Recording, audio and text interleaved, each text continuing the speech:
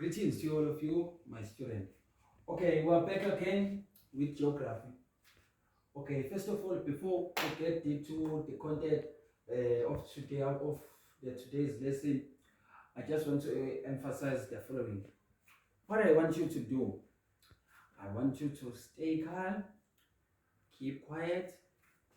If you see that I'm rushing too much, or I'm a little bit slow, or you are getting confused, don't be scared to raise up your hand so that I can repeat that for you, because I want everybody to understand of what we are going to deal with for today. I think it is clear for everyone.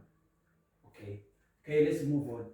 Okay, today we are dealing with map skills. Okay, first of all, when you hear the word map, what comes to your mind? Okay, let me define the word map. A map is the visual presentation of an actual area. That's what we call a map. And we have two types of map. First, we've got a topographic map and an orthophoto map. It is a topographic and orthophoto map. Okay. What is it that we call it? It is a topographic map. A topographic map is the map that is man-made. It is made with different colors that represent different things. Just for example, a topographic having black colors, green, black that represent buildings, roads, tar roads, all that stuff, and green which represent vegetation.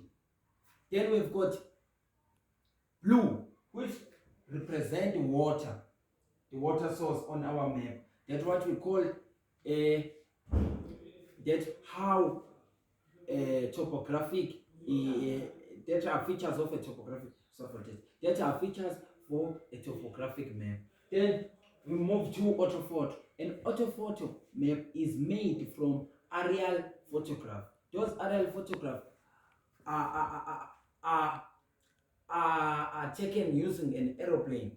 Those aerial photographs. It is made from actual photograph, the real pictures of a land, of actual land. And these two maps, okay, here with me, here in this chart, I'm having these two types of map. I'm having an orthophoto and a topographic. Okay, everybody must ask, okay, this is an orthophoto. How do we see that whether this is an orthophoto? Because it has an original photo or original picture of an actual land.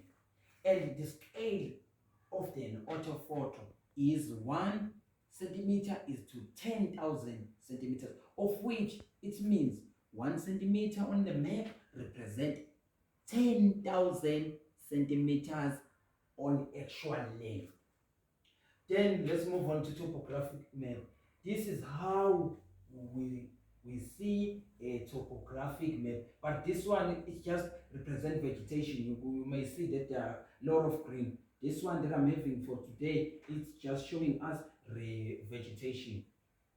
The scale of this map is 1 centimeter is to 50,000, which means, who can tell me what does that mean? Yes, and this one? Very, very good. That's the good response, my child. Yes, that means 1 centimeter on the map represent 50,000 centimeters on actual land. Yes. Okay, here is the most important part before our lesson ends. Let me quickly emphasize this. Every map is having those little circles, those lines, we call it contour lines. Contour lines are lines that join equal places on the map.